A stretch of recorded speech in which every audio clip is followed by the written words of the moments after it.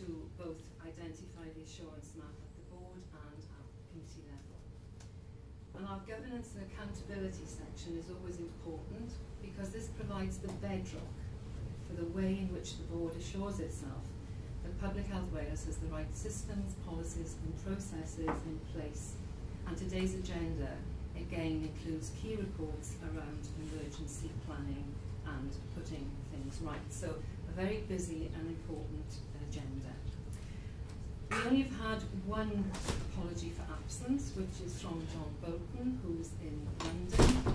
Quentin was unavoidably detained at the start of the meeting. He joins us now, and Alison is underway. That's to say, Alison's on her way. Alison's underway. And we do have a number of people attending for specific items and a number of observers. So can I advise you and ask you to introduce yourselves, please, to the board? Giri, shall we start with you? Yeah.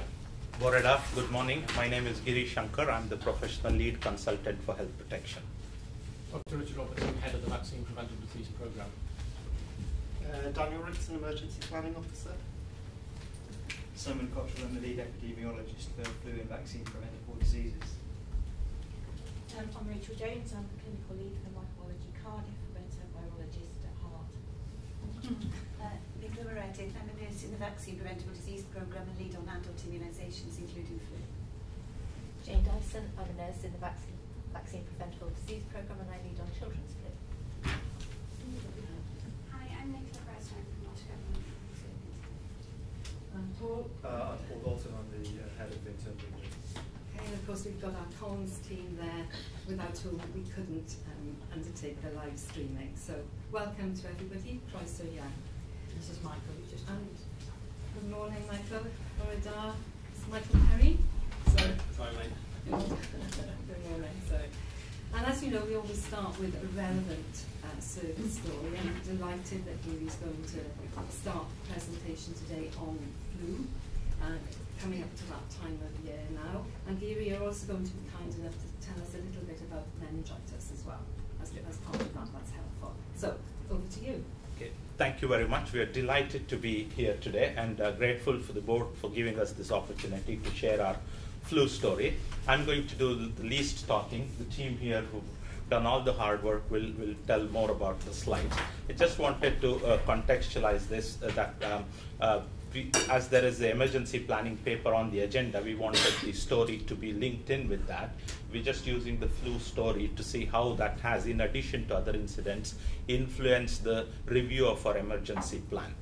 The 20 minutes that we've been given for the presentation will be divided into 6 parts. We talk about the incident management team, which I chaired with Andrew Jones as the strategic lead, followed by the flu vaccination program, the clinical virology response, the epidemiology and surveillance, the flu campaign and the public information, and then a debrief of the whole process and what we learned, plus the feedback we got from different stakeholders. And then obviously we pick up the meningitis towards the end. So without any further ado, I'll just hand over to Richard, who will kick off the presentation. Thank you, Gary. As you know, if you've been watching the flu that killed 50 million, flu can get very bad, and this is the epidemic curve from New York, London, Paris and Berlin just before Armistice Day 1918, showing the death rate approaching 6% annualized for that pandemic. Obviously, the organisation has an emergency plan, and last winter we experienced the worst flu winter since 2010-11, the year after the pandemic. And we followed an enhanced response, which didn't reach the level of activating our emergency plan, but elevated above our normal winter activities. And what we're going to describe is the elements of that process to you. So I want to hand over to Dan.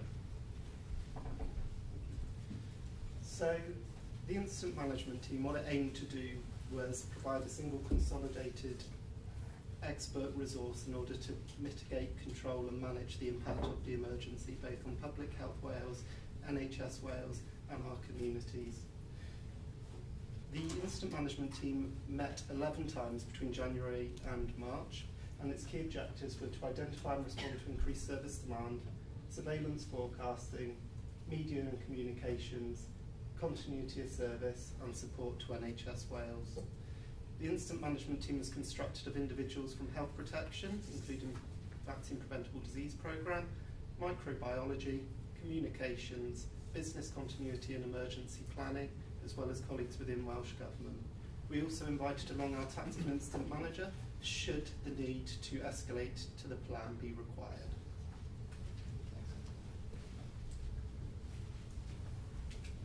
So we all know the key to fighting fires is to have trained firemen ready to go, and when they're not fighting fires, they're obviously trying to prevent them. So this is just the context for the influenza programme. So we have input into UK Expert Advisory Group, JCVI. We also influence Welsh Government policy and write parts of it and brief Assembly members. So this is the briefing to Assembly members for this coming winter. We also produce resources to support activities, as well as training for NHS Wales staff, both generally flu 1 and specifically for those who are advocating and giving the flu vaccine flu 2. And then laboratory services, surveillance, the campaign and the incident response will be part of the presentation. So I'm going to hand over to Dr. Rachel Jones now for the next section.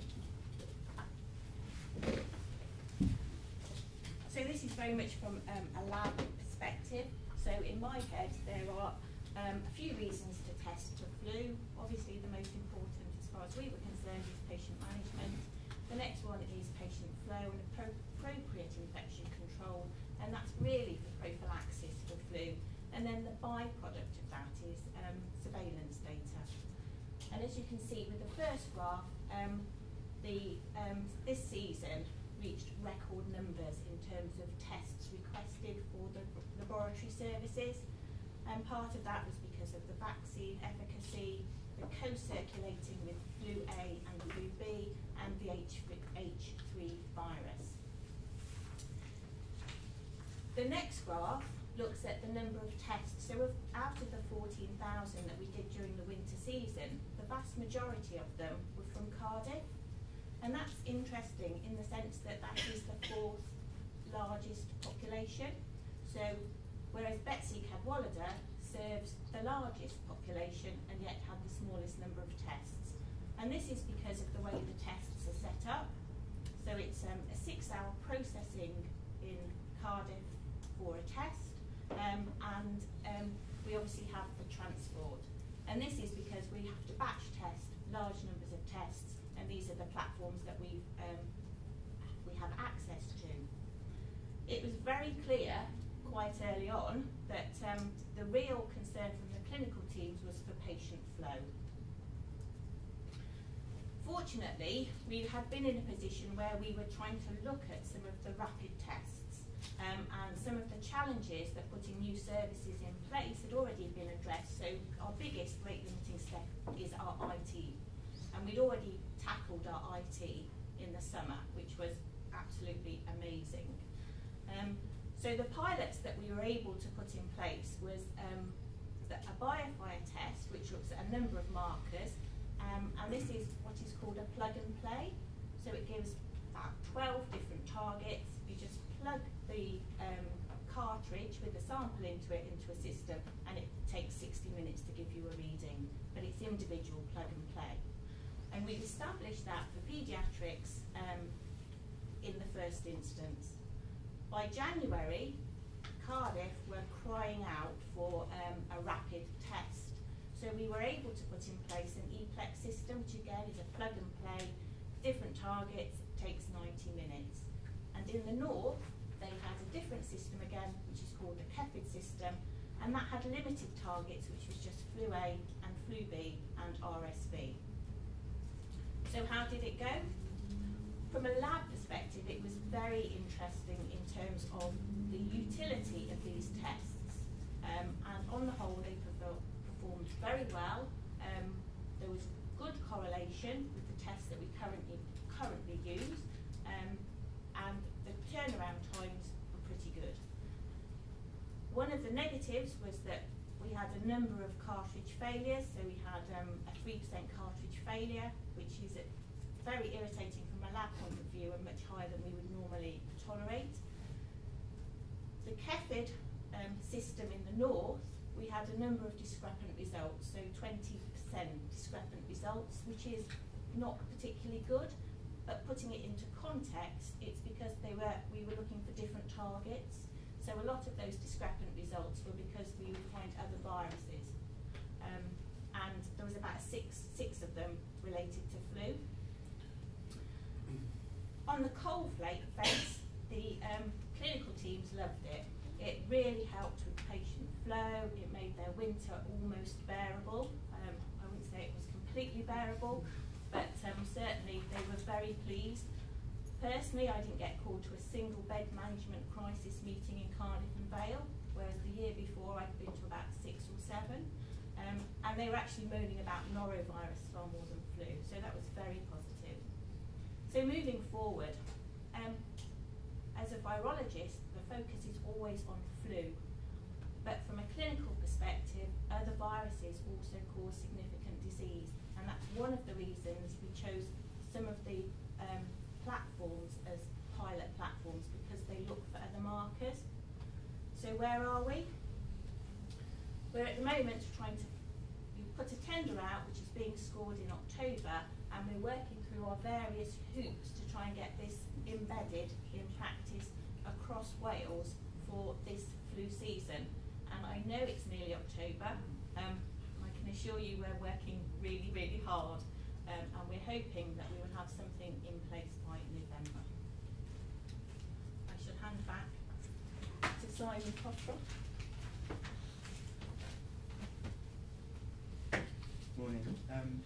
So the Public Health Wales Flu Surveillance Team is a small team, and it's integrated between Health Protection Division and Microbiology Division.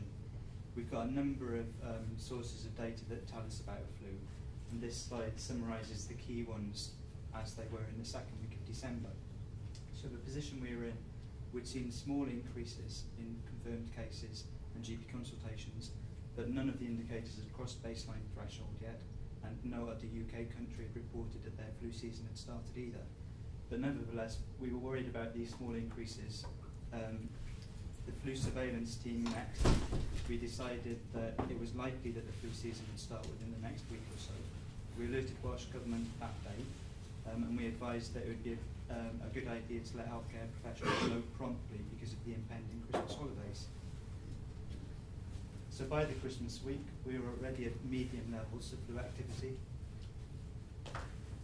Over the next 3 weeks, we'd increased to what we'd describe as very high levels of flu activity compared to the last 10 years. This slide summarises the severity of the flu season.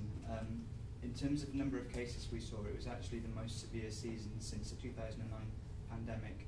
And in terms of number of confirmed cases in hospital, it was probably the most severe season in the last 20 years. At an individual level, infection didn't appear to be any more severe than the usual types of flu. But what we were seeing was significant co-circulation of flu A, H3 and flu B at the same time, and usually they're a little bit separated in their patterns.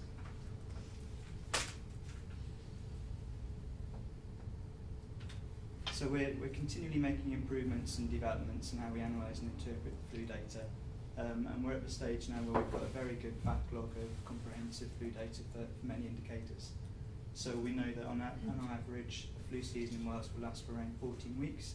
The peak is usually seen between week 4 and week 5, and it was this type of information that we fed back in interpretive briefings to key stakeholders, and feedback was that it was very useful. In addition to providing weekly briefings, we set up daily surveillance reporting for the health boards, and we'd already been piloting a new approach to sequencing the flu viruses so we knew what was circulated, and that was a genomic approach. So we're going to continue with the developments that we've been making with a particular focus on our genomic approach to sequencing, but also trying to understand and predict the impact that flu has on secondary care pressures, and those are key development targets for us over the next 2 years.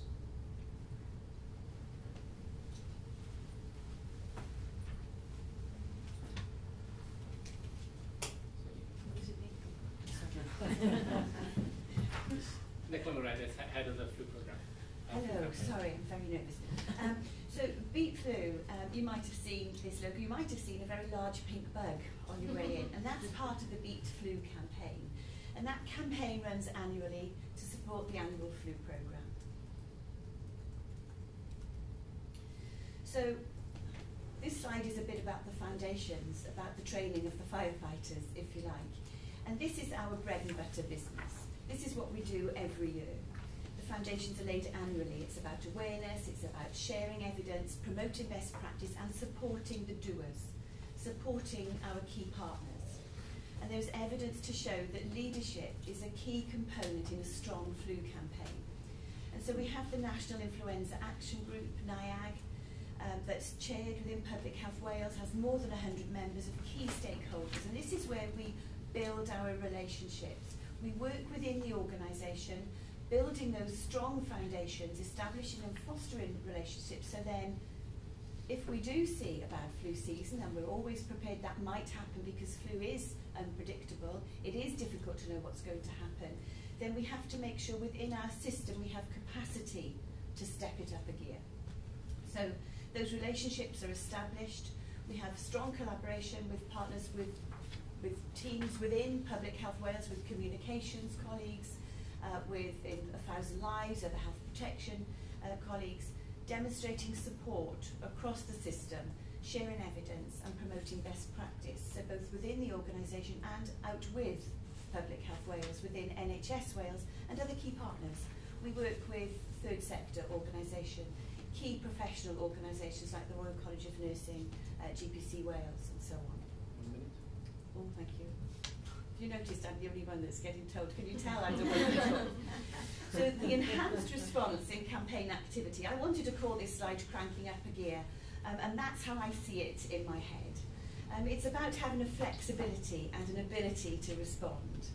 We continued when flu started to peak, when we started to see more and more cases, when Simon and the FP team that we worked very closely with were saying, these are the warning signs, you need to be prepared. We were working with 4 countries, we worked regularly with the 4 countries on the flu project board, increased the frequency of NIAG, sharing of resources and proactive press releases, national media support. Communication colleagues were key in that.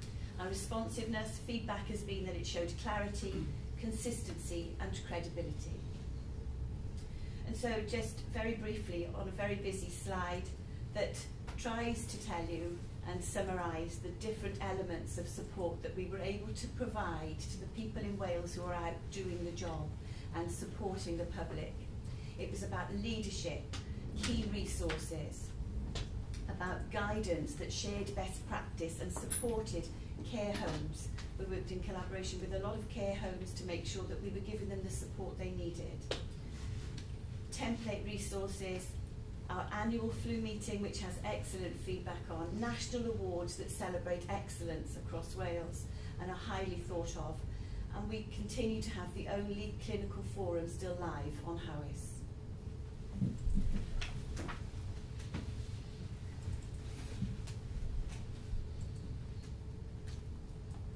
Another element of the programme is the children's programme. For those of you that aren't aware, this was introduced in 2013 following recommendations from the Joint Committee of Vaccine and Immunisation. We've introduced it gradually in Wales. For those of you who aren't aware, the aim of the programme is to reduce the spread of flu and also as well to protect the child.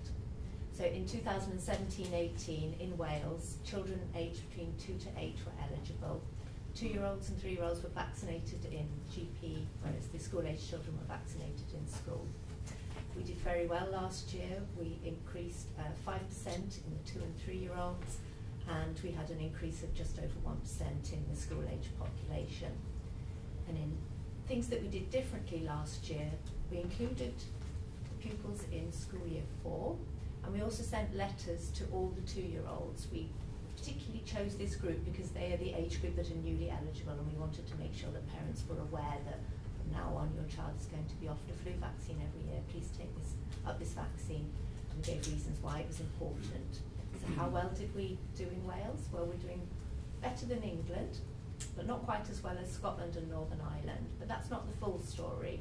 We increased uptake in both 2 and 3-year-olds and the school-age population, whereas Scotland and Northern Ireland, they've reduced slightly. But each year we're continuing to increase uptake.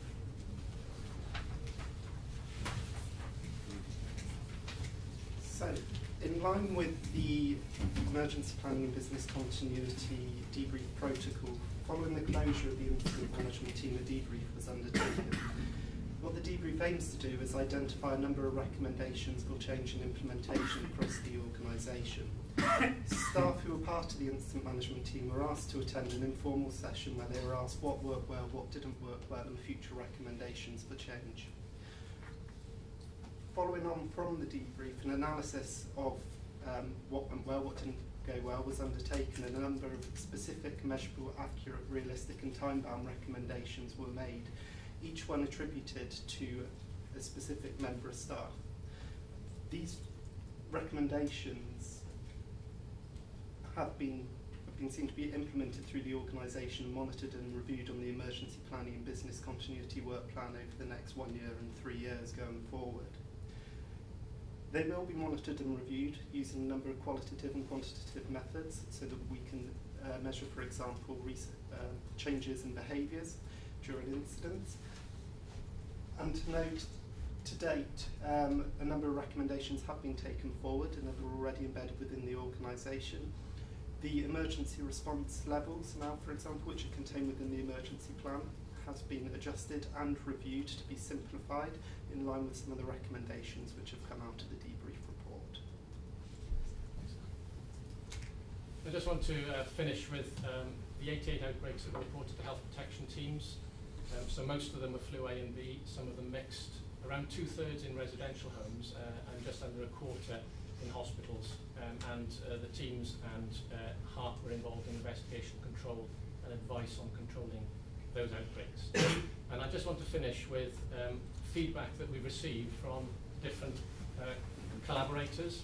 So these are some of the comments that we received in our annual feedback.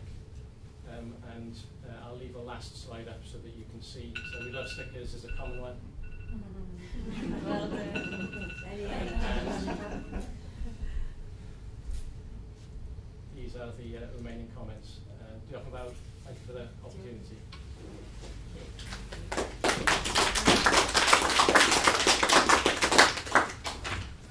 Shall we take questions on the presentation, and yes, then please. at the end you can just give us a little update on them. Yeah. And can I just start by saying, every time I'm privileged to listen to your work and how you set about your work, I'm always struck by just how fortunate Public Health Wales is and the people of Wales are to have you and to have your collective expertise, knowledge and experience. We are very fortunate. So I'm going to open it up for questions, comments. Santini.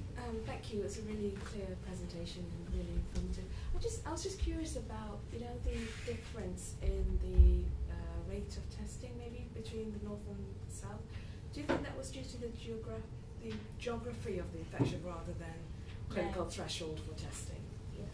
No, it isn't. It is purely because of the access to tests and then the clinical utility of that. So there's no point in testing for flu if you're not going to get a result back for 48, 72 hours, because you should, your management, you're not going to change your management plan because of that test. So following on from that then, is there any evidence that the outcome because you've effectively got two ways of managing that, is there any evidence that the outcome, eventual outcome was different?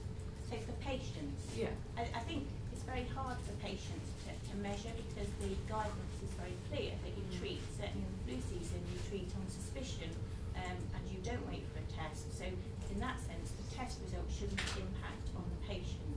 I think where you get clear benefit is where you can manage those patients and carry on keeping your MAUs open, making sure your patients aren't transmitting on wards, and so the benefit isn't to flu, the benefit is to overall health of the population being served. Yeah.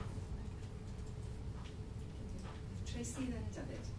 Just thanks everybody, thanks guys. I'll just to echo Jan's point. Every year the team just wraps up, but it's not just at the winter period, it's something of learning and doing and improving. on an annual basis. And just to give you some feedback, as I was sitting around our monthly chief exec meeting, it was interesting to hear the chief execs were looking at the online weekly updates that the guys produced very quickly. You adapted it in year actually last year for a comparison for every organisation where their rates were as health board compared to every other health board, and that became part of the reporting into Welsh Government around performance and the impact that the flu had on capacity and other services in health boards. So just, and I'm sure my chief exec colleagues was just want to say a really big thank you. I think that how the team adapted to provide information that was needed for people to make decisions in the moment was just so well received. So I'm really proud of you all, and please relay our thanks to the wider team. Just 2 points. I won't say the name of the company, but I'm doing a little bit of nosing around data science recently, and there was a big global pharma company that started to look at unstructured data, so social media, to look at wording globally and then regionally and nationally of early words that relate to the symptoms of flu-related illness starting to pick up. And I think they did it last season, and would say that they could, in some countries, they were able to early identify before the diagnostic period kicked in because of the mood music and social media. So it's interesting, and I think it'd be an interesting place for us to think about when we get more into the kind of knowledge and data science. What was one point? The other point is the team have been involved, and Quentin's been coordinating us looking at, can we take a more prevention-based approach to winter-related illnesses, flu and or a virus, as Rach was mentioning, and the role that housing can play with that. How do we exploit support into care homes? And we're going to do some care home quality improvement now with 1,000 Lives, and flu is going to be really key. So just interesting stuff to look at from what the rest of the world is doing around data, and just personally, you're awesome. Just a really big thank you to everybody. Diolch yn iawn, gyrru offer gyfeithi am cael y cyfeithiad ysgol yna. Diolch fawr iawn am y cyflwyniad hynod gynnwysorad diddorol. Gaeth bwysleisio gychwyn nid arbenigwr meddygol mohonodd. Mae yna 2 beth sy'n wynebu ni bob geia, ffliw a geira. A mae, fel bych chi'n brysur gyda'r rhaglen yma, mae bobl mewn llefydd eraill yn brysur yn paratoi ar gyfer potensial o eira mawr fel gafon ni llynedd wrth gwrs. Gwahaniaeth mae'n debyg ydy yr hyn o Tracy'n deud, y rhaglen yma o atal neu reoli'r peth yn y lle cyntaf. Gallwch chi ddim wneud yna efo eira wrth gwrs. So di eira yn mynd i ddisgyn, mae'n mynd i ddisgyn. Ond efo ffliw, mae yna potensial i ni gael rhaglen fel ydych chi wedi gliro o geisio atal y peth yn y lle cyntaf. A cwestiwn dwi eisiau gofyn ydy, rhoi mewn termau syml, mae ddeuwch os mae'n rhy syml, pa un peth fysych chi'n gallu neud, neu fysych ni'n gallu neud, yn ychwanegol i wella y ffliw rhagcydio yn y lle cyntaf? Pa un peth, oes na un peth, a pa beth fysa fo yn eich tîm chi yn ôl eich profiadau chi? Gai ateb hwnna'n gyntaf. Y peth mwyaf pwysig yn y raglen, yr holl raglen, yw brechu plant. Yn ni'n gwybod mai trwy plant mae'r ffliw yn lledu, a mae modelling yn dangos, os y'n ni'n atal un plentyn rhag dal y ffliw, ni'n atal 10 oedolyn rhag dal y ffliw. Felly mae rhaglen y plant yw'r mwyaf pwysig, ac ym Mhryden mae gennym ni rhaglen plant mwyaf eang ledled y byd. Maen nhw'n gwneud yn unol-daleithiau ac yn rhai gwledydd eraill, ond ym Mhryden mae'r rhaglen plant mwyaf eang. Diolch yn iawn.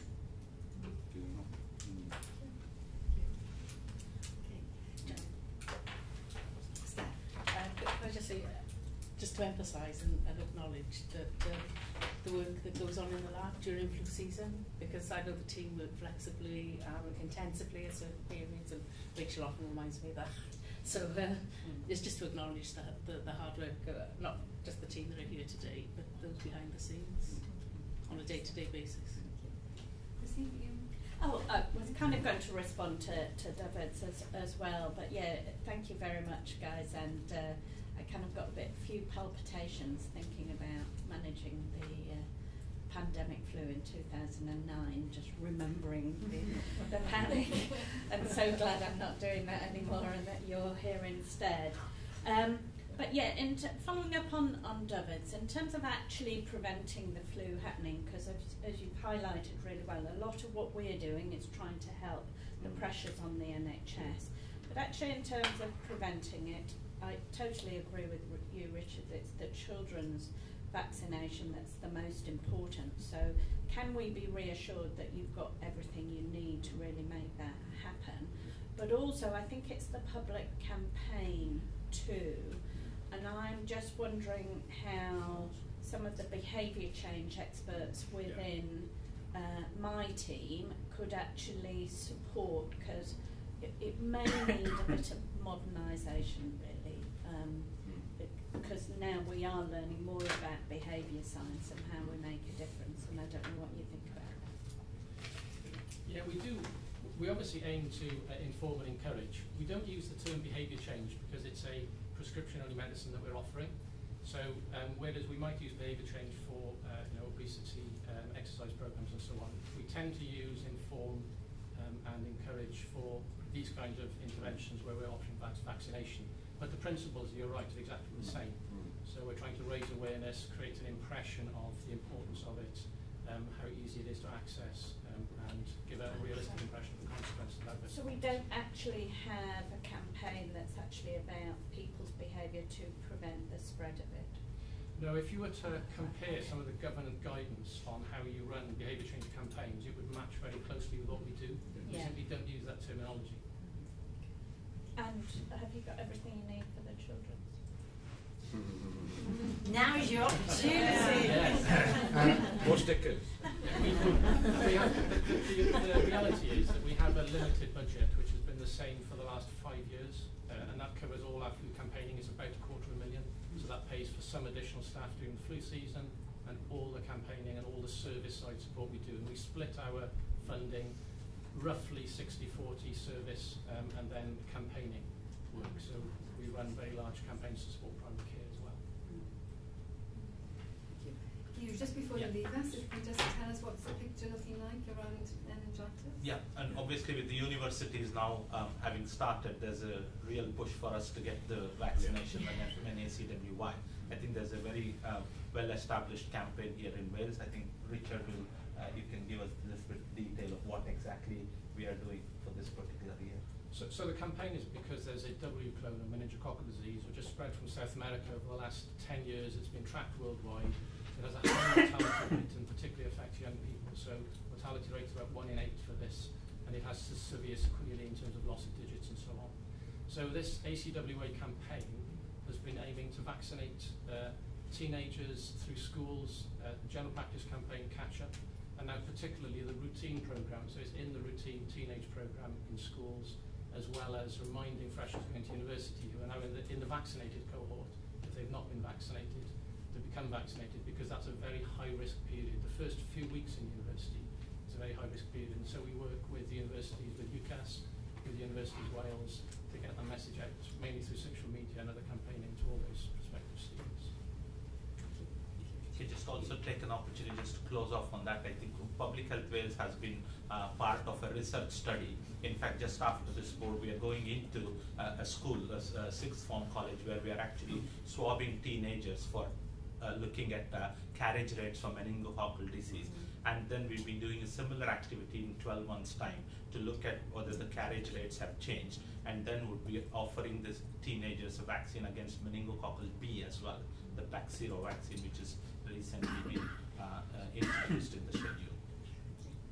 Well, Jonathan Valrian, thank you very much, everyone.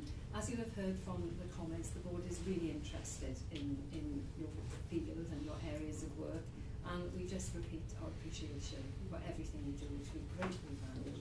And we will be keeping in touch with this 2018-19 flu campaign and see how everything's going. Jonathan Valrian. So we turn now to begin our formal agenda. Let's just check, do we have any declarations of interest or agenda items on our public section of the meeting? No? Thank you. So we move on then to our preliminary matters, the minutes of the board meeting on the 26th of July. These are shorter than normal minutes, and they are still a work in progress because we are looking to use footnotes, links wherever possible. So can we just check for accuracy on page 1 and 2, page 3, 4, 5, and 6. I think there, Quentin, we always commend you, obviously, for your time. But it's also you and your team on this one as well. So that's fine. 7 and 8, page 9, then 10 and 11. So with that slight tweak, I can confirm they're a correct record. And then we move on then to the action log, and you'll see there that, with the exception of those that are still in time, they're not yet due in yellow, all the actions have been actions and complete. Is there anything on the action log before I ask Tracy if she'll comment on the response we've had from the Cabinet Secretary on the bowel cancer screening letter? Anything else that we want to pick up on the action log? No? So Tracy, can you just give us a response or a comment on the letter we've had back in from Mr. Gethin? Yeah, it's just for colleagues who are watching on live stream, just to remind board members and just brief some of our observers. So this is a somewhat long-standing agenda item around the board and indeed across the organisation, and a particular focus for Quentin and the team around endoscopy and some of the challenges around our bowel screening Wales programme, but also the symptomatic bowel service, particularly around access to colonoscopy services, which is a real challenge for NHS Wales, and it's not about any one or other organisation that's failing. It is a system issue, and we've, as the board's aware, we've had a number of discussions over the last good few months now with Welsh Government and wider NHS colleagues around what are we going to do as a system to address this. Jan, following the last board meeting, sent a letter in to the Cabinet Secretary, maybe just before then, just saying that we've been working with colleagues to establish some sort of national system or Wales approach to addressing this and the relationship between the symptomatic and screening service. The Chief Execs, we've had a number of conversations also around, and then I'm not sure if it was related or not to the letter, but subsequently, since the last board meeting, Simon Dean, who's Deputy Chief Exec of the NHS, wrote out to all Chief Executives and the NHS Wales Health Collaborative that we host, basically really stating the urgency in addressing this as an all Wales issue, the expectation that the collaborative will oversee and establish a mechanism, a national mechanism to identify the capacity, performance, and actually make any recommendations. So we've continued to engage with them. I was at a meeting last week around cancer services, and we had further discussions with officials, and my understanding is there's going to be a larger meeting happening in November, bringing various parts of the system together with Welsh Government coordinating, including what we have referred to before that has been in place for the last few years, which is a national endoscopy implementation group. So all I would say is I think the urgency has started to translate into some action, and we need to keep a very close eye on it because we're still in the same place, and I'm still very concerned that we've got fit testing coming in January. I don't think the system's moved fast enough, quite frankly, but we'll continue to support officials and the NHS in getting some sort of organised approach on an all-Wales basis. I don't know if Quentin wants to add anything to that. I share your anxiety. I mean, you and I have been made aware that Welsh Government are proposing a workshop at the end of November. It feels to me like that's a long time away. That they are actually also saying, and I'm reading the email correspondence, I'll be discreet, that they would envisage that the work that the collaborative will undertake will be informed by the workshop, which suggests we'll be starting that work toward the end of the calendar year, which I think sounds a bit late, but we will continue those conversations with Welsh Government. And the workshop, it was only in the last few days, so we will engage with them next week and see if we can support and expedite, I think. Before I open it up, can I just ask Quentin, is this workshop designed to start looking at solutions? Because I fail to see what more knowledge anybody needs around this issue. So is it a solution generating workshop to start actually action? I don't think we know. We don't think we know. It's not clarified. So, I think we're at the space that we've always been here as an adjutant and a concerned on the part of the public, but also we have to help them.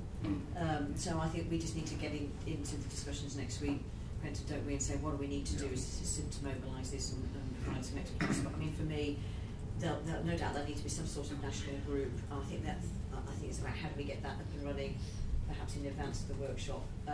But we can't control everybody, obviously. So I think we just need to get into the how can we help move it forward quickly. So. Okay, and what I will do as well is I will raise it again at my half-year appraisal with the Cabinet Secretary. Thank you. So nothing else on the minutes, so we'll move then on to Tracy's report. Thank you. Just a couple of points to note. Firstly, when we were last meeting as a board meeting, it was before we were going into our AGM that we had at Cardenfell College, and really big thanks to Leah and Susan and the comms team and Junaid for playing the blinder in organising it. I've obviously got some detail in the report. It was just wonderful to have other young people from around the country, and we launched our, although we're not quite sure what that means yet, but Public Health Wales Young Ambassadors, they were very keen. And at the end of the AGM, it was great to have 4 or 5 young women who presented, who were involved in developing the Young Person's Annual Quality Statement, and just shared their experience.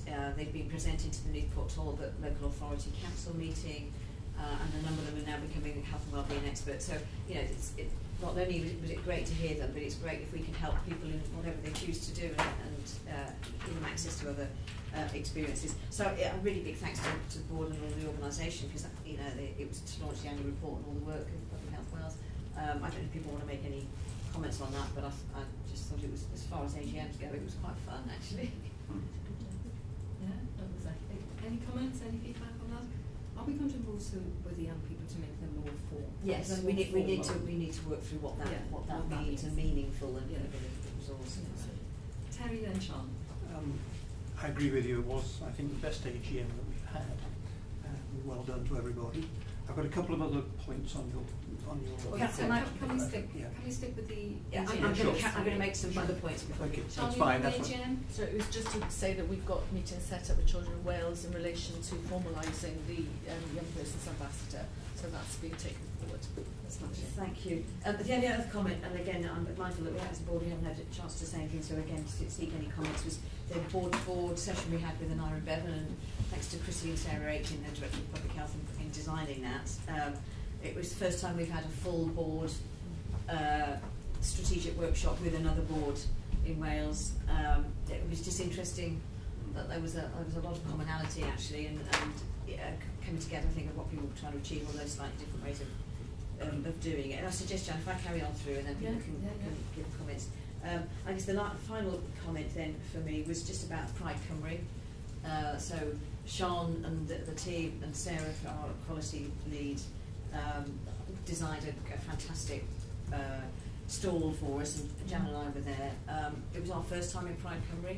I have to say it was great fun. It was amazing buzz. People haven't been before. Absolutely amazing buzz. We felt a bit.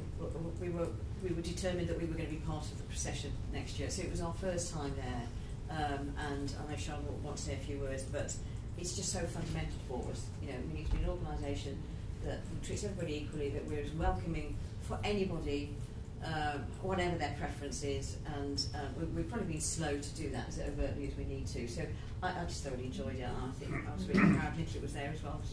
So just a big thanks to the team, but we just need to do more and more and just make it completely normal way of doing business for the organisation. So those are my comments. Before I open it up, Quentin, can I just ask you to give a little bit of feedback on the HCAI breakthrough collaborative and the learning that's coming from that, particularly given the position NHS Wales finds itself in almost halfway through 2018 now in terms of targets? Yes, so the HCAI Collaborative met for the third time on the 5th of September.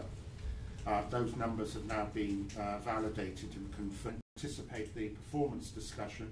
We are seeing some small improvement year on year. In other words, if we compare the period April to August of this year with April to August of last year, we are seeing across Wales overall reductions for most of the HCAI targets of about 3 to 7%. The exception to that is an upward general trend still for E. coli, hence our focus in particular on UTI. The picture across the individual health boards is more complex and more mixed, and I won't take any more time on that. So the collaborative is an approach that the 1,000 Lives team and Public Health Services have been working together on, using the IHI approach to quality improvement, a tried and tested approach which has been used in many other countries around the world, including with HCAI as the main focus, with some considerable success. And Jan, you came to our Wrexham, our second event, and I think everybody appreciated you coming. How would I summarise the event this year? Well, the enthusiasm and the commitment from the staff is there, but there are some elephants in the room which haven't been addressed. IPC, infection prevention control, is underpowered in Wales, and infection prevention control nursing is simply inadequate to deal with the challenge that we face. And that's a point I've made repeatedly, and it's a case of health boards having to make choices against competing priorities. We had, as we have done in the past, an external speaker. We'd like to bring somebody along who can tell you it is possible. I've been there, and believe me, these results are achievable. So this year, we invited Christina Lunes, who heads the intensive care facility at a hospital in a region in North Portugal. Christina would describe the facility she works in as a facility that has not historically distinguished itself in terms of its general performance, but it's located in a part of the country that she would argue, given the health and social care structures in Portugal, has been relatively underinvested in. Nevertheless, she, as an intensive care doctor, was concerned that she was seeing unnecessary and avoidable surgical infections, which were causing real harm, if not avoidable deaths. So she told us about that work. They have been very heavily supported directly by the Institute in Boston, the IHI, who provided a lot of resource to support the building of capacity and capability. They have used a collaborative approach. They began in 2014, and they have now demonstrably shown impressive results, reductions in their surgical site infections. They started with orthopedics and they've extended to other surgical procedures. Key things was measurement. Now, IHI pushed very hard on that, but she didn't have any difficulty with that. Intuitively, as an intensive care consultant, she's working with clinical measurement in real time anyway, and she used her influence and leadership to encourage measurement on a centralized database, an extranet they had to create, so it wasn't something that they could just simply lift off a shelf and use. And they were able to show dramatic reductions. As of the date of the collaborative in September, they had not had a surgical site infection in their hospital from caesarean section for more than 18 months. There is not a maternity facility in Wales that can say the same thing. That is an impressive result, full stop. And we hope that the audience there heard that at least. We had good representation at the workshop. Encouragingly, we had another medical director, and we had a couple of associate medical directors, so that's good. And we had 4 of the executive nurses, and that's great. But this is not just about nursing, this is about senior leadership, and we'd like to see all the medical directors and all the nurse directors there next time, and Rhiannon and I are going to make that a priority. However, disappointingly, we had very little data from any of the health boards. Only one health board actually showed us data. The rest of them are still talking about process. The second thing is they continue to talk about a multiplicity of activities to address a problem rather than focus. UTI is pretty damn simple. There are 3 things you need to address. You need to address antimicrobial prescribing.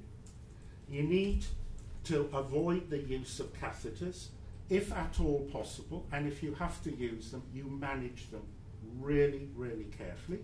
And then the third thing is you make sure your patients are hydrated. Now, 45% of over 65s admitted to hospitals in Wales are clinically dehydrated. So there is a lot of work that could be done in community settings, particularly in care homes and residential settings. And this is where we can really start to make some of the gains by focus on limited number of activities directed at high impact conditions like UTI, which will address important pathogens like E. coli. And they need to collect data. They can do that now. There is no reason why they can't do that now. And we're going to put in some additional support to help them with that process. And then we will go back out to them, and John Bolton and I are going to meet shortly with members of the 1,000 Lives team to think about how we now can support them, going back to my initial point about the level of resource available to infection prevention control, support the staff in order to do the fundamental basics of quality improvement. And that's where we are. And that's a really, really helpful, Quentin, because this is always an agenda item when the Cabinet Secretary meets chairs and chief executives. So it's really helpful to have that background. Terry, did you want to? Just a couple of short points. First of all, can I agree about the meeting with Anara and Devon? I think it is important, and it's important for our local teams as well to feel centre stage as they were at that particular time, and I hope that those will continue around the country long after I've gone. I think that's so important. The second thing is I'm pleased to hear about the step change in Portugal in their performance on healthcare associated infections. We're talking about investment in prevention.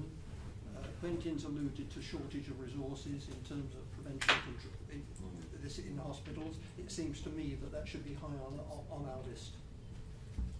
Alison. Thank you, Jan. Quentin, I'm fascinated by that, shocked actually by that statistic about 45% of people being clinically dehydrated. Is there any work we could do with local authorities? Because obviously we're going into people's homes as home carers very, very regularly. We regulate and inspect care homes. Is there some advice that could be given to local authority directors of social care? I'm sure there is, Alison. I may not be the best person to advise on that. I mean, I wouldn't like to presume that health boards aren't already engaged locally in those discussions. I don't know whether, Sian, you can help me here.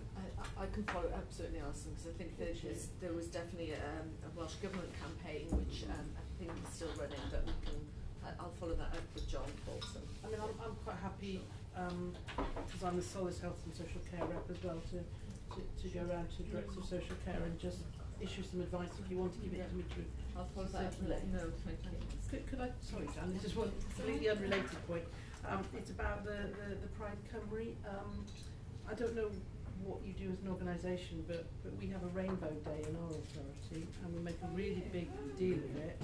We encourage people to wear rainbow laces, and if they buy them, the money goes to Stonewall. And we have all the senior management team in the cabinet that are in that day standing, have their photograph taken with them. Some people are gay, get over it posters, and we make a really big, we fly the rainbow flag. So it's quite a nice thing to do as an organisation, and it gives a strong message to the staff.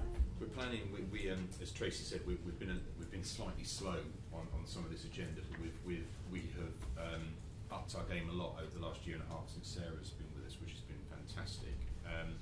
And I had a one-to-one with her yesterday. Actually, we're planning our first diversity week in January, and I'm sure something like that.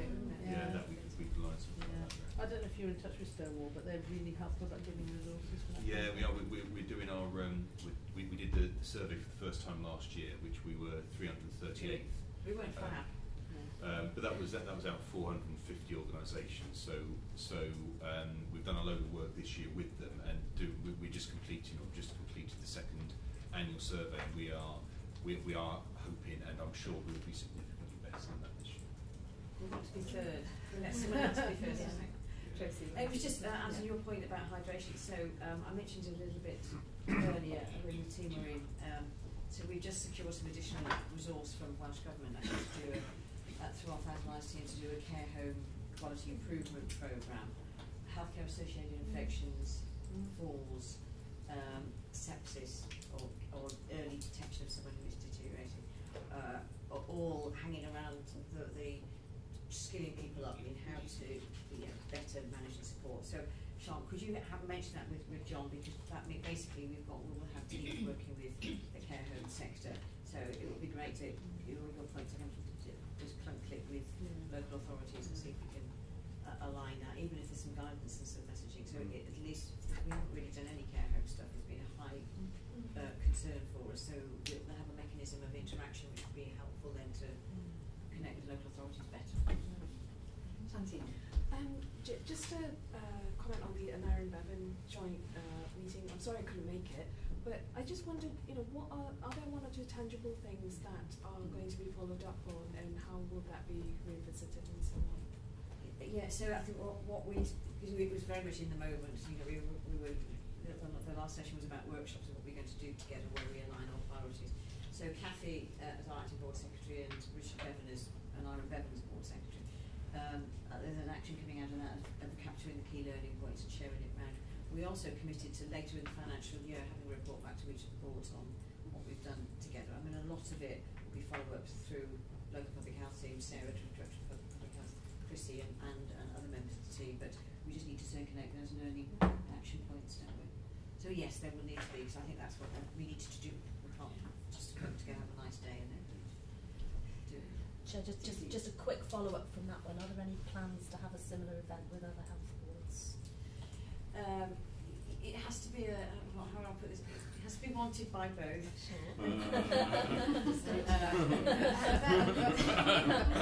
That said, we've had really good charity exec meetings, haven't we? Do you want to say something? Yes, we are making our way around Wales, meeting our colleague chairs and chief execs. We've met with we've met with Powys. We're meeting with our team chair and chief exec week after next, and then we'll be on the road to Clontarf before Christmas. And it, as Tracy said, very much depends on the approach, particularly the chair and chief exec want to take. Like, for example, we've been up to present to the Powys board, or rather Tracy presented and I just looked intelligent. Tried to look intelligent. I just didn't stop talking. I think that's what it is. Tried to look intelligent. So, but they then haven't wanted us to follow through with the board to vote. But we are making the offer, and we are certainly looking to see how we are. We were due to do a board to board with North Wales actually earlier in the year, if people remember. But there was such a lot going on for Betsy at the time that it just wasn't the right time. But look, I think the most important thing is really good emerging conversations, and in every discussion there's an alignment there. So I think it will grow, and I'm sure we'll do it with a couple. I think however I'll probably want all of us. And we'll do an out-of meeting. We'll actually send a synopsis around of the areas we're working on with each of the boards as a consequence of the discussions, in the same way as we do with our cabinet minister meeting. Chrissy, then we'll need to... Yeah, just following up, but I've been to a number of board development sessions, have been invited to talk through about the prevention agenda and done joint work with the Director of Public Health and done joint presentations. So we will be coming back to that. So moving into our delivery and impact section and our integrated performance report. We had a slight glitch with technology on this, Hugh, in terms of the inclusion of one section of the report. So I've updated IBABs this morning, so you should have version 1B. So there are two versions on your IBABs account, and version 1B is the one that includes all the information. If you can't get it, we have got paper copies. Oh yeah, so has everybody got 1B on IBABs? There is a reason for the delay, but if you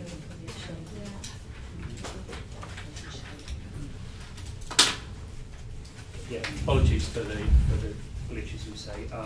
There were some problems with ESR this month, so Phil was unable to get the business intelligence data out on the performance metrics. So when we met as an exec team, we had performance report minus the people and OD metrics.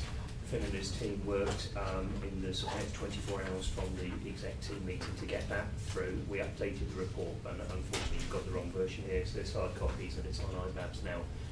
So I think maybe, normally we assume that everybody's read the paper, we pick up a few highlights and then take questions, but maybe Phil will want to go through the people section in a little bit more detail on the basis that people didn't have that yesterday.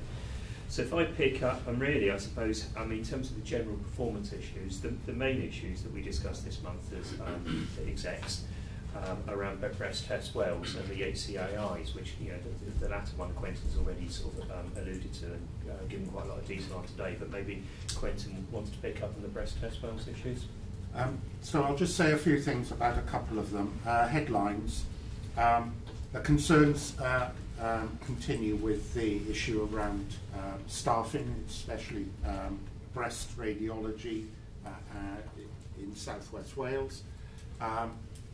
We are now, if we haven't already, proposing to put through our establishment panel a proposal for reprofiling our workforce with an intention on securing senior radiographers as an alternate to attempts to replace radiologists who appear to be as rare as hen's teeth. So that's a practical way we're hoping that we might be able to move forward.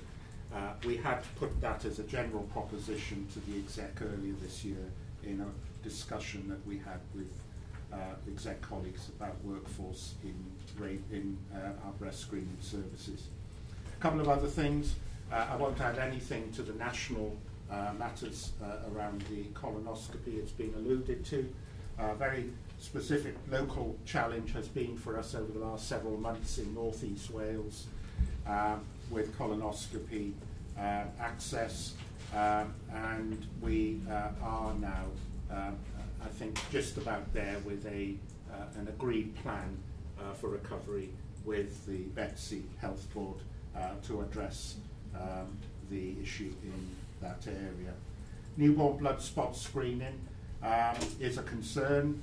We have no idea. This is done mostly by the midwives on maternity units or shortly after discharge. Heel prick test for those who are familiar. We have no idea why that seems to have dropped off over the last several months, and we're urgently seeking a meeting with heads of midwifery to try and understand that. This is an issue that the health boards are aware of. It's an issue the health boards need to sort and resolve. It's not ours as such, but we are there to support them, and we've made that clear to them. And that's probably as much as I want to say. You've had enough from me on HCAIs for the morning, but you may want to ask more. Thank you. Thanks, Quentin. Just before we take any questions on the performance of the KPI section, we're coming up to the 6-month point in the year now. So what we have in diaries is directorate reviews. So each of the directorates have a sort of mid-year review with us, go through the key performance issues across their directorate, and that feeds into the JET conversation, the joint executive team conversation we have with Welsh Government then. So we try and make that as smooth as possible. So any questions on the performance that you want to pick up with us at all? Then Kate. At the diabetic eye screening in Wales, and the actions, so I'm on page 15. It just says at the last bullet at the bottom of the page, discussions are ongoing about outsourcing printing and service. I just wanted to ask if there was any impact on staff of outsourcing that. No, I'm not aware there's an impact on staffing. I believe now that we are close to a resolution on that, but I'm not aware that it has any How staffing. to pick up outside. Happy to pick that up outside. Yeah. And then my other query was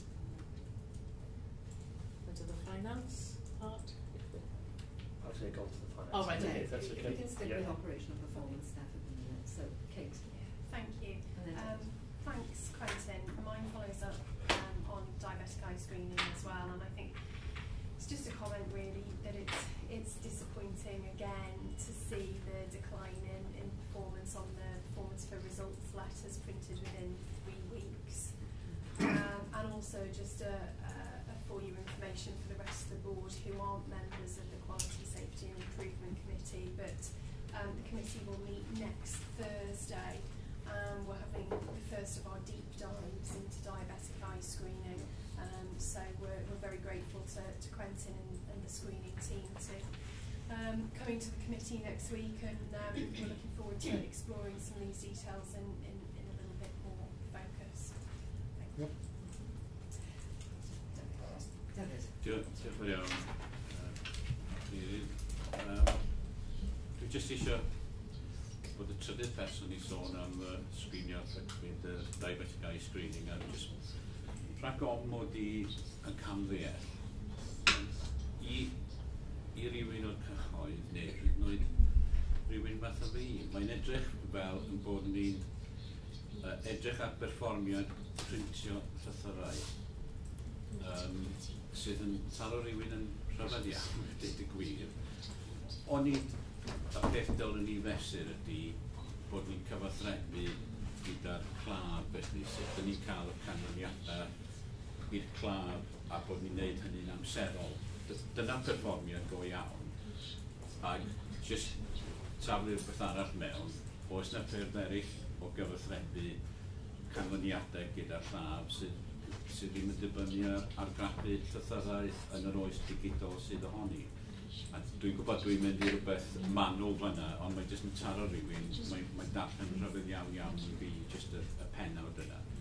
Pwynt cyffredinol os gai yw a Quentin ydy, mae nifer o'r materion perfformiad yma yn ymwneud â gweithlu ag materion recrwtio a chadw a denu staff ac yn y blaen. A dyn ni bron ar ddiwedd y broses yna ac yn cael ychydig o ddylanwad falle.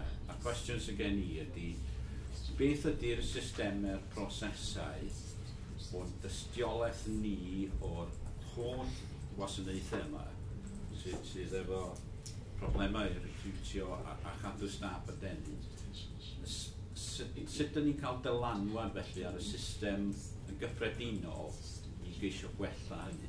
Dwi'n gwybod mae'n waith yn digwydd o fewn y llywodraeth wrth gwrs bod, ond mae'n taro fi bod hwn yn rhywbeth nodweddiadol ar draws y gwasanaeth iechyd i gyd mae'n ddangos o'r hyn mae rhywun yn darllen yn gyson. Felly sut dyn ni'n gallu ymateb i hynny ar y pwynt ble dyn ni'n cael dylanwad yn ytrach na ar ddiwedd y broses. Quentin, will you kick off with the diabetic eye screening? I will, and so what I think I should say first is that the printing issue is, I think, symptomatic of a broader issue about management and management processes in the diabetic eye screening service. And without going over a lot of old ground here, this reflects a history of a program that we have inherited in the last couple of years that has significant shortcomings in governance, management, culture, behaviours and so on. And we've had some discussions around the board. We had a deep dive at our business executive a couple of weeks ago about this, We appreciate the concerns and indeed frustrations of board members. We are turning a tanker round in the English Channel, to use a very crude metaphor here. That is the scale of what we're dealing with. And I chose only not to say it purposely because I hope that next Tuesday at Quality and Safety would be an opportunity for us to share in more detail the specifics. However, as this is a public meeting, what I need to say is that actually diabetic eye screening is a good thing, and that the diabetic eye screening programme in Wales over 10 years has demonstrably halved the incidence of sight loss associated with diabetic eye disease by 50% over the last 10 years. So whilst we continue to talk rightly about concerns about specific aspects of the programme, and we need to solve those, for the public, I want them to be reassured that this is a service that is delivering really important outcomes and continues to do so. And then briefly, workforce recruitment and retention. There's a very, very large amount one could say about that. Often, yes, we are having to deal with the situation as it is now, and you can always say, well, what was the situation with workforce planning strategically 10 or 15 years ago? Two things I would say is, the team historically have always looked for different opportunities. We haven't suddenly discovered we can't recruit breast radiologists. We've been aware of that for some years, and we have been increasing our skilled radiographer practitioner workforce, and that is starting to pay dividends, and we now need to just take that model to parts of Wales that are currently stressed. But we have, in addition to that, work closely with the deanery. We, as medical director, we argue strongly for an increase in radiology training this year. Regrettably, our view about the number of additional radiology training posts needed in Wales wasn't accepted. There has been an increase. We think that needs to be doubled. We think there is a way of addressing that. But that's something we need to work on. And I guess that lastly reminds me that on Monday this week, HEIW came into being, and we are working closely with HEIW because they're the body that will do, just as you say, assist us raising this as a national issue, supporting us with the action we need to take. And just to confirm, Tracy and I are meeting the chair and chief executive of HEIW tomorrow to start the formal discussions with them. Alison? Yes. Sorry, Quentin, I think David made a point about why do we have to print letters? Why can't we just send them by email? I just wonder what the why are we measuring yeah.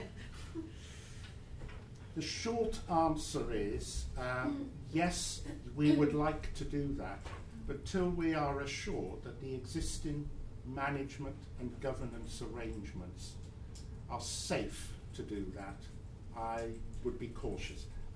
I'm going to be talking on Tuesday in QSI about some very specific, particular issues in this programme, and this would be the last place at the moment that I would wish to move away from an old-fashioned printed results approach, just yet, until we've sorted some of those other aspects of the management and governance. Yes, just to take that, I agree with, I don't disagree at all with Duffy's point about why are we measuring that. So a couple of points. Thank you, Quentin, for just reassuring any public watching, because actually, you know, the programme has won awards, it's done very well. As we've asked more and more of you know, a good team, they've creaked and they've tipped into fragility, so they've been kicking along, and we want to make sure that we've got the right fail-safes in place so that if we go to a more digitised version, we know that we've got the assurances that it's happening. We had a deep dive at our business exec team recently, and Jude, who's relatively newly appointed as the manager of the service, who's doing very well. You know, it is about modernising very hard-working staff. You know, you come to work to do a really good job, and they do, but the systems and processes need to be more efficient. I've asked Quentin's team to do a performance improvement plan around diabetic eye screening, which is what we do from time to time. So we'll be doing a close oversight. And obviously, as we'd asked Jude when she was with us as an executive, if there's anything we need to do to mobilise more resources. One of the particular areas was OD support, Phil, wasn't it?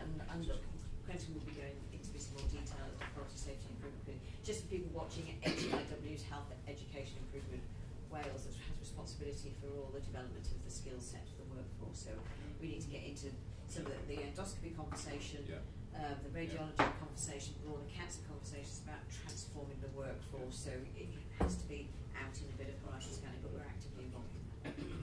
Hugh, did you want to? It was only a very, very quick response to David. I think this point comes up across screening all the time, actually. Why aren't we using text? Why aren't we using emails? The system currently can't.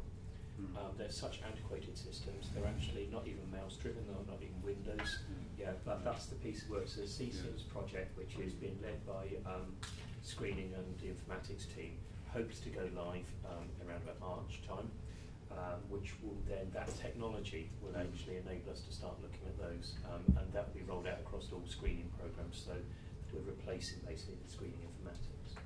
Chrissy, last point on this before we move on.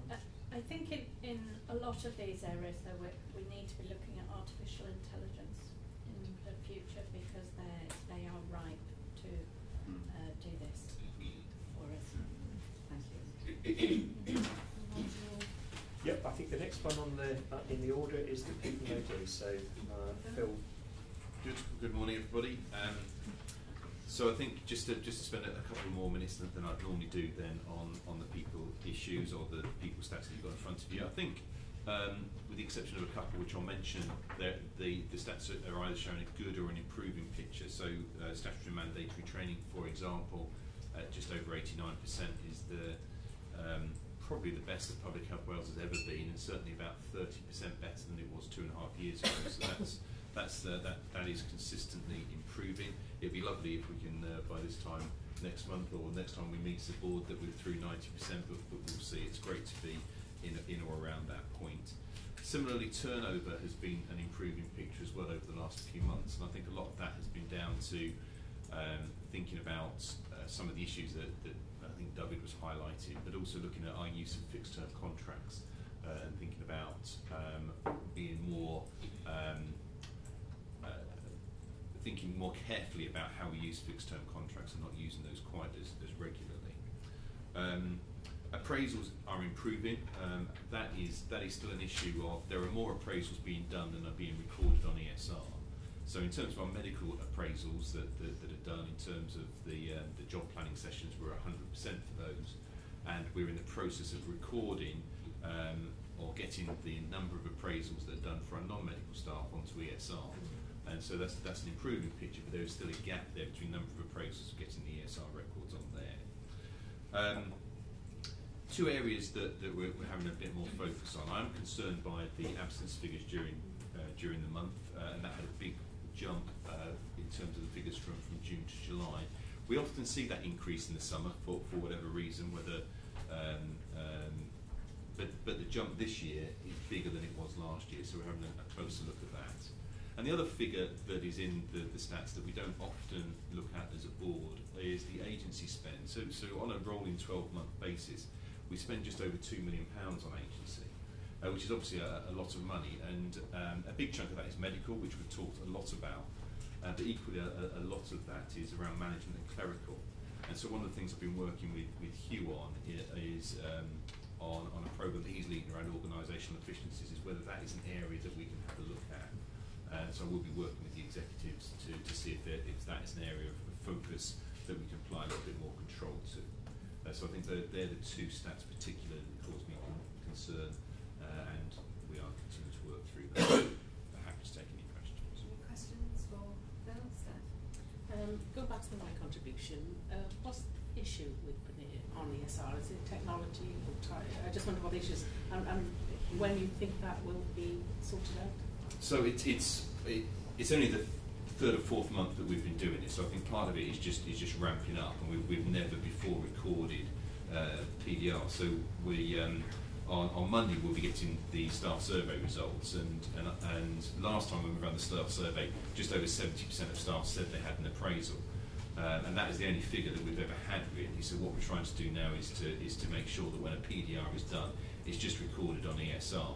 So I think the reason why there's a gap at the moment is it's an extra process for managers to do, and as often is the case with ESR, it is not the most intuitive of processes to follow. Once you've done it once or twice, it's not too bad, but it's not the most intuitive. So I think it's a case of just continuing to build on that and just to help with the education around getting that done. Okay, so the quality. Sure. Good morning. I just really wanted to raise one thing with you, and that's around the percentage of complaints not met within the 30-day target. And as, excuse me, as I think I've previously explained, this is usually where they come in and they relate to our health board colleagues. So whilst there are complaints, it's where our individuals who've had screening in particular or microbiology, we have to go back to the health boards to ask for more information. So we're going to do a bit of work on this because I think we need to get behind it and see if there's some improvements that we can do. So we'll do that and bring that back to you at a later date, or quality and safety, if that would be useful, so that we can see if there's something that we can do around that. Yes, I'm happy that it comes to quality. Thanks, Sean. Thank you. Okay, thanks. And then finally, knowing I'm going to have some questions from Steph on the finance report. In terms of the main issues on the finance this month, I think it's just to reassure people. Obviously, we've still got a small underspend to date during the year. I think most importantly is what the forecast position is for the year end. We are still forecasting, as we have done throughout the year, to hit a break-even position. After month 5 figures, so these figures, I've been meeting with Angela, each of the directors individually, so we're going through in a lot of detail every director's budgets, and in terms of managing the risks and opportunities on each of those budgets in terms of how we get to a balanced year-end position. It's given me a lot of confidence. It's given me a lot of confidence that people will really have a grip in terms of what's going on across the organisation. Also, that we know what the key risks are and how we manage those to get to that financial position. So I can give you assurance that we will continue to work on that on a monthly basis. I also talk in the report about the detailed savings plans. Most of our savings this year, so we've got £2 million worth of savings in our budgets. The majority of those savings were reinvested back in the directorates. So what we're doing again, we've gone through all of those savings. Part of the meetings with the directors, we're going through the savings plans. We're confirming with the directors that everything has been actually achieved. If it wasn't achieved, what's it is substituted by. And again, I'll circulate the board between meetings, I think, when we finish that piece of work, because it's only literally a few days away now in terms of the final meetings. The assurance is there that the vast majority of our savings have been achieved in full already this year. The ones that haven't been achieved in full are mainly around the vacancy factors. They are being achieved to date. Obviously, they need to be achieved throughout the year. So I think there's some assurance around that £2 million worth of savings. Phil's just referred to our target for an extra £400,000 worth of corporate efficiency savings. A lot of work has been going on in terms of scoping that in the past of the year, looking at sort of really background, what is available, what could be found, and schemes already starting now. That is new. Any money found in those is new money for new investment. It doesn't support the current budgets. The execs are going to go through at month 6, going to go through that in a lot more detail, and then we'll report that. I think we agreed we report that through the audit committee then. I think the audit committee wanted detail of that. So the only final point I've put, you may pick up, I think I had a few concerns in terms of the speed at which we're spending the capital programme this year. So we've had conversations with most of those involved in actually controlling the individual spend, because everything's been approved. The board approved that previously. I have assurances that things are going through procurement process, tendering processes and everything. I think the one slight exception is obviously the estate's work in microbiology, because most of that was within Cardiff and Vale premises. So we're working, and meetings have been held with Cardiff and Vale about how we can facilitate whether we pay them to do the work or whether we get contractors in or whatever. So it's slightly more complex. But again, I think there are plans behind all of the capital, it just needs to kick in now. Any comments, questions on that? On page 31, under the board and corporate, I just wanted to ask about the non-pay overspend of £5,000 due to travel and subsistence. Obviously, I think staff would expect me to question that, why that isn't reported by any other part of the organisation. Why there's an overspend there? I suppose, to be perfectly honest, Steph, it's, we don't. I draw a line at variances in here, trying to make it complete, but anything normally over £10,000 variances. So this is obviously a bit small. It's a small budget, so it showed up. I think the issue we've got this year is we've got a more complete board than we've ever had. So actually things like the travel and subsistence are actually, there's been quite a lot of vacancies in previous years, so it's something we need to pick up in terms of, as a board, in terms of visibility, in terms of travelling around the country, what is a realistic budget for moving the board around Wales and actually working in a different way now we've got a full complement. So I haven't got any concerns about that figure, but I think it's just primarily just due to the fact we're full complement now. Thanks everybody, and thanks you for orchestrating the ever developing integrated performance report, which is really coming on as we go through. But we're half an hour now behind the timings that we'd sort of set theoretically. So what I'm proposing, given us we've had a lot of really interesting debate so far, and we've thought a lot about issues, and we want to be fresh for the investment and prevention agenda. What I thought we might do is, shall we take items 8.1 and 8.2 on the board assurance framework and emergency planning, then break, and then come back to investment and prevention and the position statement, because we need to be fresh in both of those debates. Is that acceptable? Yeah? So on 8.1, John actually isn't able to be with us today, but you'll see there from the paper he's given us, it's just to let everybody know what's happened since we met last time, and he's asking for slight tweaks to due dates for risks 3, 4 and 6. I know, Kate, you wanted more information around risk 3 and 3, 4 around fail safes. And what we'll ask to do is ask John to provide you with that outside. Quentin, can you assist Kate with that one, or shall we take it outside? I mean, very, very briefly, the issue here is we're currently reviewing our fail-safes in our screening programmes, prompted by the events with breast. Effectively... In England. Sorry, the breast screening programmes in England, yes, for public reassurance. And in Wales, for public reassurance, we didn't find the same problems, and we have now dealt with that and closed that matter. But that prompted us to look at bowel, and in due course we need to look at cervical.